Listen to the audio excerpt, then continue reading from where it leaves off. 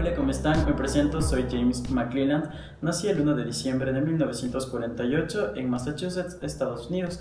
Me gradué de psicólogo en la Universidad de Columbia, luego seguí un PhD de psicología cognitiva en la Universidad de Pensilvania.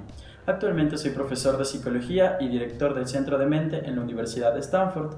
Me dediqué a la investigación de la ciencia cognitiva y la neurociencia cognitiva desde los diferentes tipos de perspectivas que existen acerca de estas dos, como el aprendizaje, la memoria, la cognición semántica y la matemática. Estas funciones cognitivas surgen de la actividad del procesamiento distribuido en paralelo de las poblaciones neuronales. Una vez presentado el señor McClelland, procederemos a realizarle una pequeña entrevista acerca de sus principales aportes. Buenas tardes, señor McClelland, ¿cómo está? ¿Cómo está? Un gusto. Igualmente. Dígame, señor McClelland, ¿cuáles son las principales investigaciones que se realizan dentro de su laboratorio? Pues bien, en mi laboratorio realizamos lo que es el desarrollo de modelos computacionales explícitos.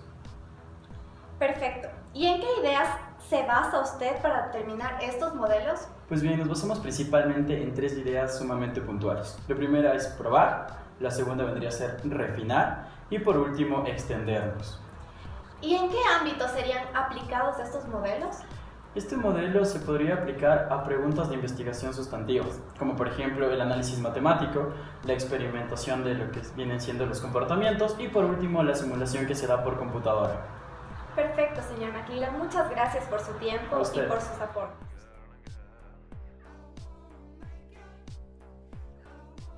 La psicología cognitiva tiene una historia muy reciente. Aunque sus primeras propuestas se encuentran a finales de la década de los 40 y principios de los 50, no es hasta los años 60 cuando realmente se empieza a extender por el mundo entero.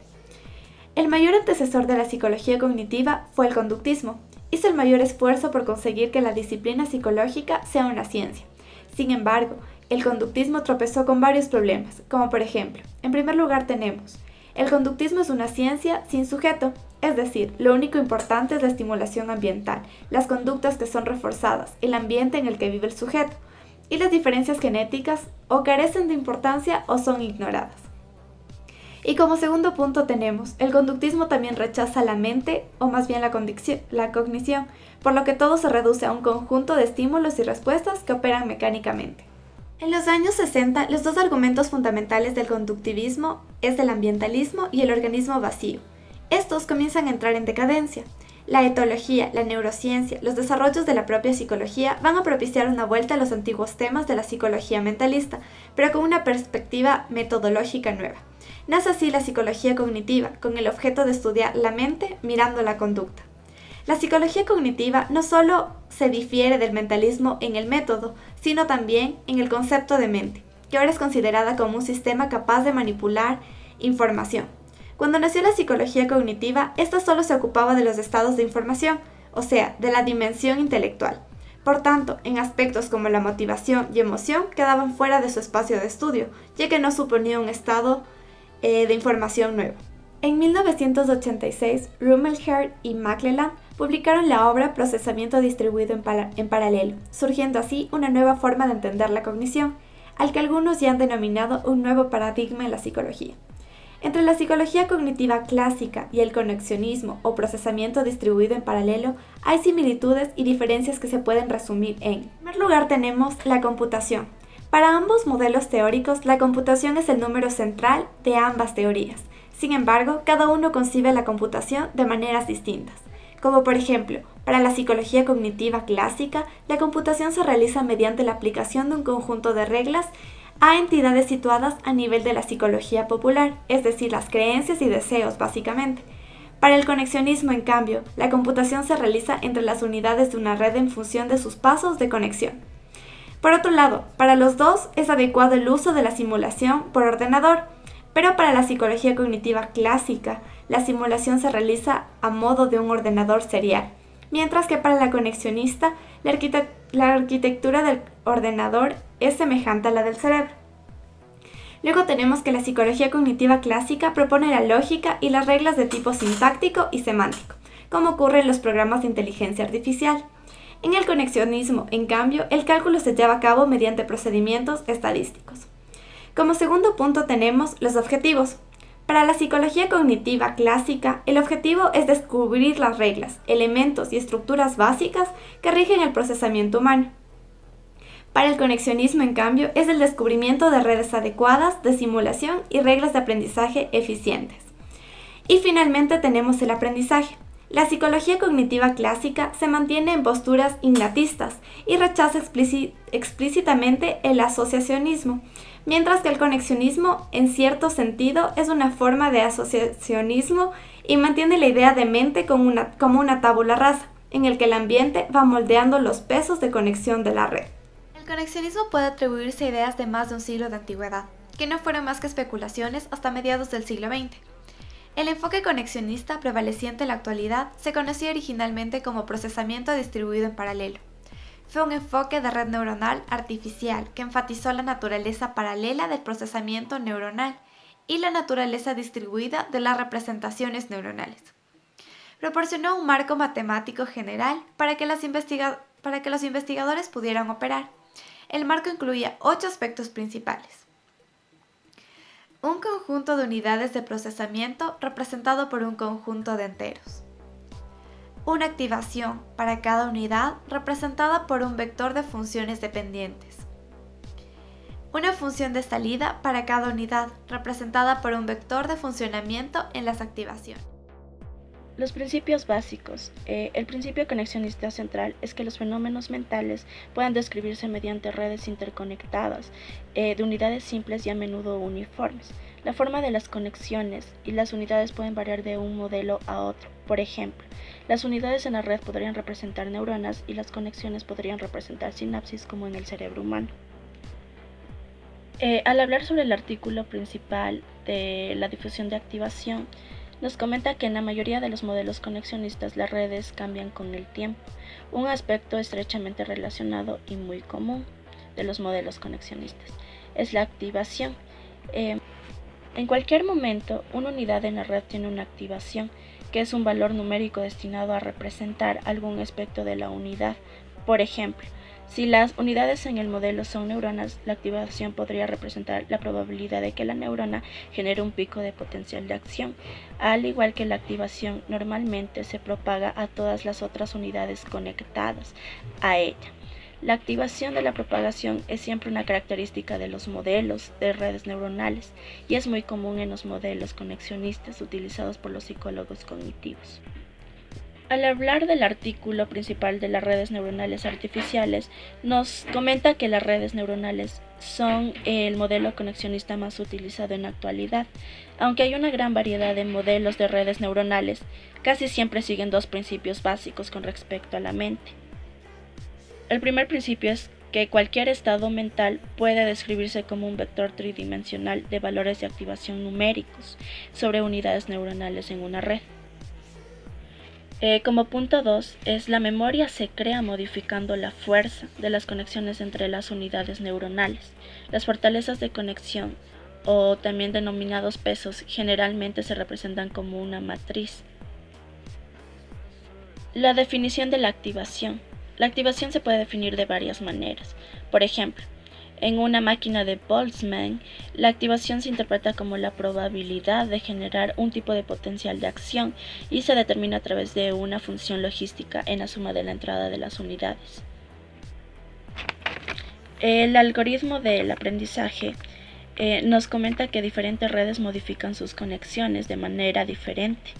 En general, cualquier cambio definido matemáticamente en los pesos de conexión a lo largo del tiempo se conoce como el algoritmo de aprendizaje. En el conexionismo, el aprendizaje se define como la modificación de los pesos de conexiones para la transformación de los vectores, de entrada en vectores de salida. El reconocimiento de patrones parece ser una de las tareas a las que mejor se adaptan las redes conexionistas. En estos casos, lo que ocurre es que la red llega a conocer varios patrones de entrada que tienen elementos comunes, pero no son idénticos con un mismo patrón de salida. De esta manera, la red neuronal puede ser caracterizada como sistema dinámico autoadaptativos. ¿Por qué autoadaptativos? Porque ellas mismas, sin que exista una unidad rectora, pueden ajustar sus unidades de procesamiento de modo conveniente para producir un vector de salida requerido. ¿Por qué dinámicos? Porque puede cambiar constantemente para adaptarse a las nuevas condiciones que imponen los nuevos conjuntos de datos o vectores de entrada que se le representan. Los problemas más importantes a la hora de diseñar una red se refiere a la obtención de una arquitectura apropiada. Esto quiere decir un número de capas, unidades necesarias, interconexiones entre ellas, funciones de activación y transferencia, y un buen algoritmo de aprendizaje que permita a la red discriminar entre distintos estímulos. Una de las consecuencias de la ausencia de reglas explícitas es que con este sistema de procesamiento reconocemos semejanzas, pero no podemos describir en qué consisten dichas semejanzas. Yo les voy a hablar sobre el conexionismo en base al PDP. El PDP es dominante para el conexionismo. Hay más trabajos teóricos que también se pueden clasificar como conexionistas. En el principio, los conexionistas se pueden rastrear a trabajos psicológicos como el de William James, como teorías psicológicas básicas en el conocimiento del cerebro humano, y otros autores que hablan sobre el mismo tema. También hay modelos conexionistas híbridos, que en su mayoría son representaciones simbólicas con los modelos de las redes neuronales. El conexionismo versus el computacionismo.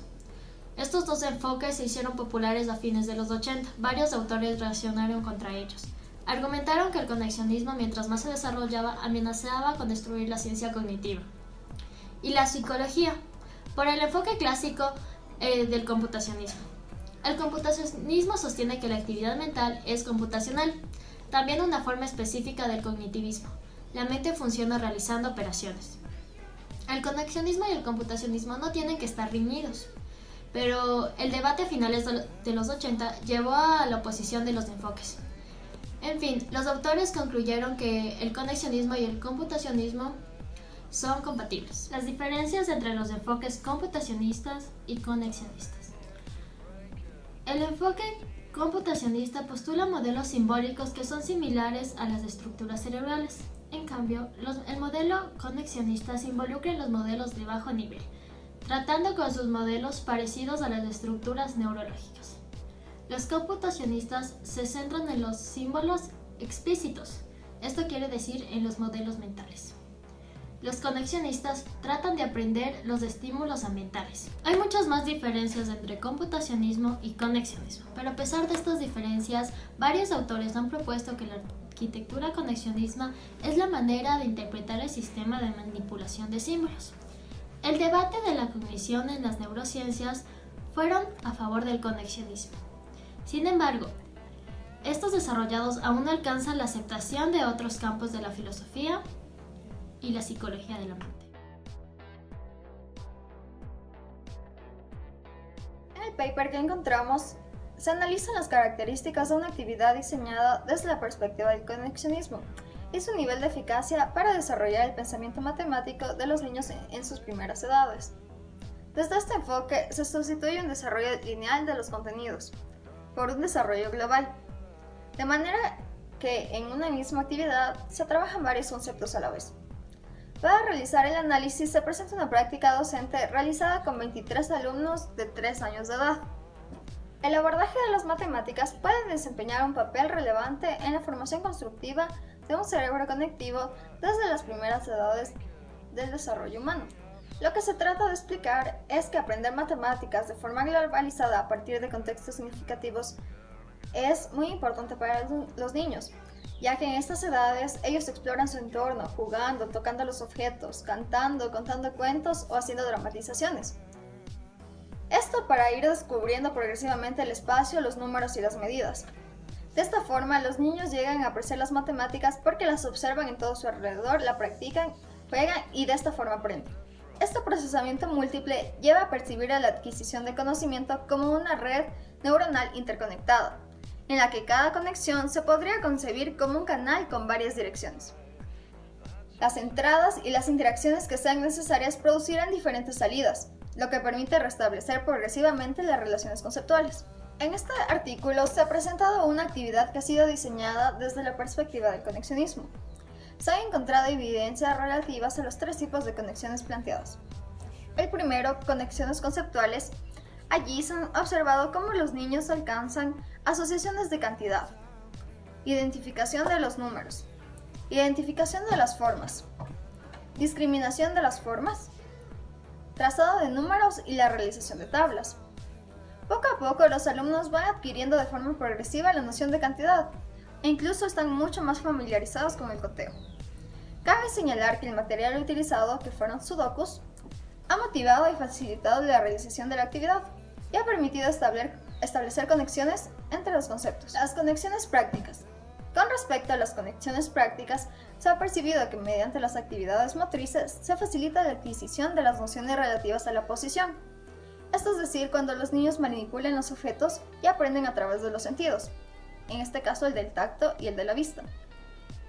En algunas ocasiones, los niños no son capaces de expresar con palabras determinadas nociones, pero sí que las expresan con sus manos o con el cuerpo.